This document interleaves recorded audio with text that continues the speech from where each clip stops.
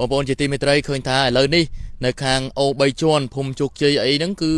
នៅតែបន្តលឺនៅក្របផ្លោងទៅមកក៏ប៉ុន្តែឃើញថាក្របរបស់កម្ពុជាយើងគឺត្រង់មែនទែនដាក់ទៅគឺចំប្លង់តែម្ដងរីឯតាហ៊ានថៃអាខ្លះដេកល្មីលស្លាប់ពេញទឹកពេញអីអស់ហើយខ្លះទៀតហ្នឹងមកអីចង់លបចូលមកអីគឺត្រូវដេកទាំងអស់ហើយព្រៀបអ្វីដែលយើងមានព្រៀបជាងហ្នឹងគឺឃើញថាតាហ៊ានថៃបុកមួយមកងាប់មួយបុកពីរងាប់ពីរអញ្ចឹងវារាំងបាក់ស្បាតដែរតែសូមបញ្ជាក់ផងដែរថានៅវេលាម៉ោងនេះគឺថ្ងៃទី11ខែធ្នូឆ្នាំ2025គឺនៅខាងភូមិជោគជ័យបាទអូ3ជាន់គឺនៅតែបន្តលឺនៅសំឡេងគ្រាប់ផ្លោងទាំងទៅផ្លោងទាំងមកវាមានសងមានទៅមានមកអញ្ចឹងណាបងប្អូនធម្មតាសង្គ្រាមវាមានតែប៉ុណ្្នឹងឯងបងប្អូនតែកាលណាគេដាក់មកគឺយើងដាក់ទៅដែរហើយវាតែងតែលឺឯនៅអាស្នូ